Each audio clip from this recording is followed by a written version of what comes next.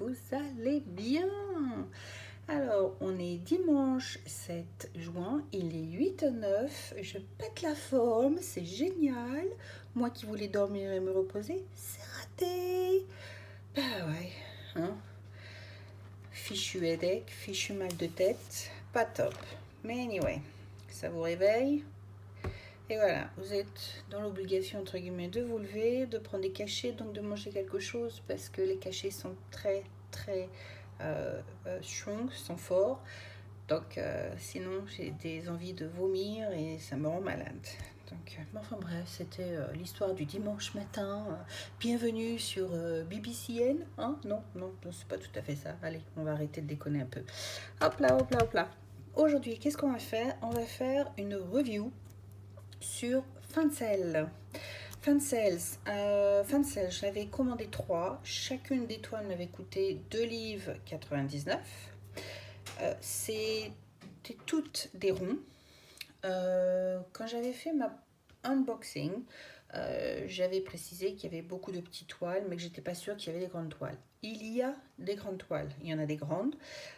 Donc allez y faire un tour sur leur website. Je mettrai le lien en bas de description du magasin, comme ça vous pouvez aller y faire un tour.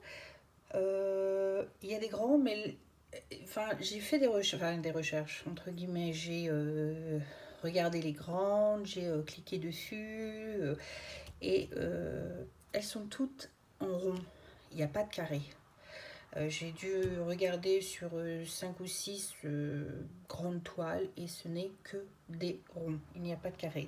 Donc celles qui adorent faire des ronds mais qui n'aiment pas les carrés, ben, allez y faire un tour. Et puis elles sont pas excessivement chères du tout.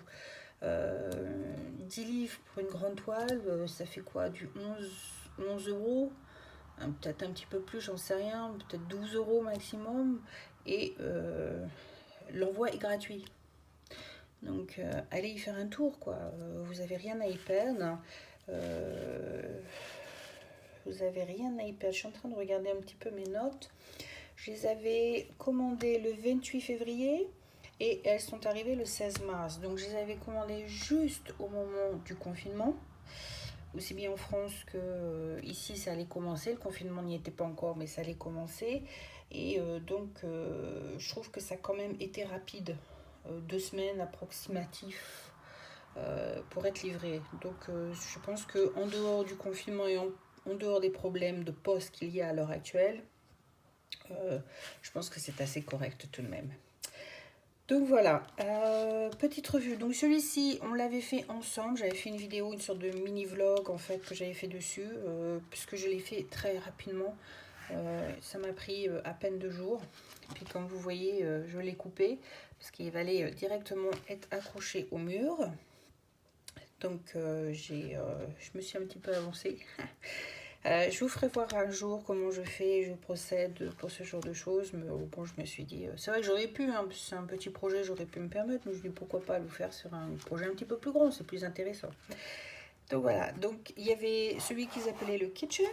Donc le kitchen, je l'avais fait à peine en 2 jours. Super sympa à faire, les couleurs comme vous voyez en fait, elles sont bright et elles sont bien claires, on les voit, elles sont brillantes, hein, la toile est brillante. Il est vraiment très simple à faire, vraiment absolument pas compliqué du tout à faire.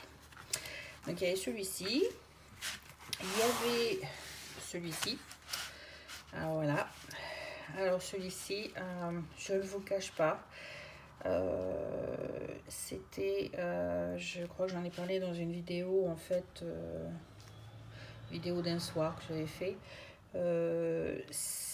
Je regrette de ne pas l'avoir pris plus grand. Et puis je regrette que c'est pas en carré. Parce qu'en carré, définitivement pour ma part, hein, je dis bien c'est pour ma part, je trouve que les carrés donnent plus de détails en fait sur une toile que des ronds.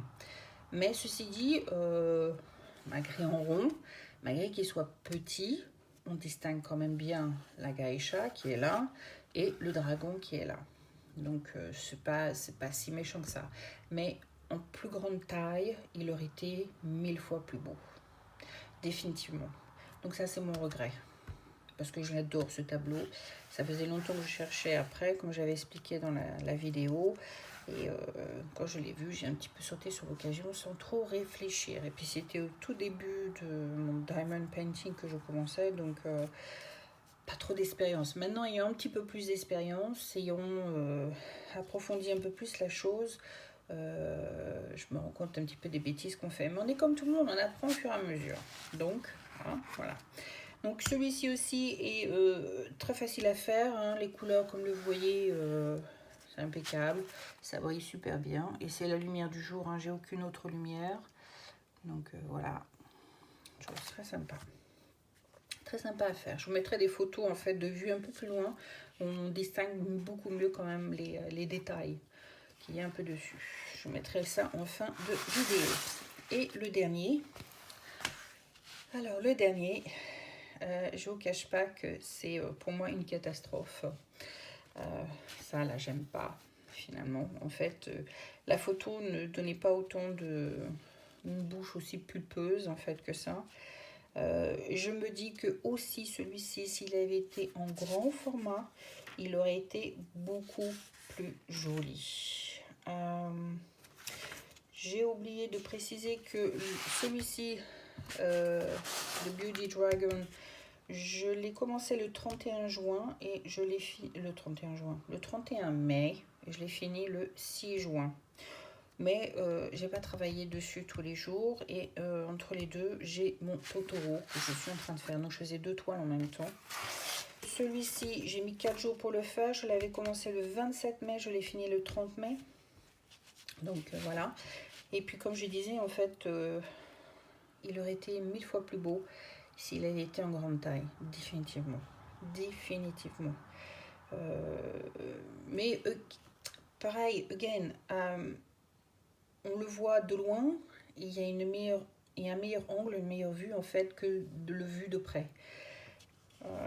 Mais vraiment de près, ça fait un pâté. C'est vraiment pas beau. Je regarde dans la caméra, c'est la plus jolie en fait. Et vu de loin, j'ai pris des photos vues de loin, ça donne mieux encore. Donc c'est pour ça que je pense qu'en grande taille aussi, il aurait été 1000 fois mieux celui-ci. Mais voilà. Sinon, que dire, il me reste des diamants. Par contre, je ne les conserve pas parce qu'ils ne sont pas dans des sachets. Donc, comme vous savez, je l'avais précisé dans une de mes vidéos, je ne garde que les sachets qui ne sont pas ouverts. Et tout le reste, voilà où ça va. Donc, j'ai mon pot et ça va dedans. Voilà. Petit pot de confiture. Et puis voilà. Après, je ne sais pas ce que j'en ferai, on verra bien. Ça va être la surprise.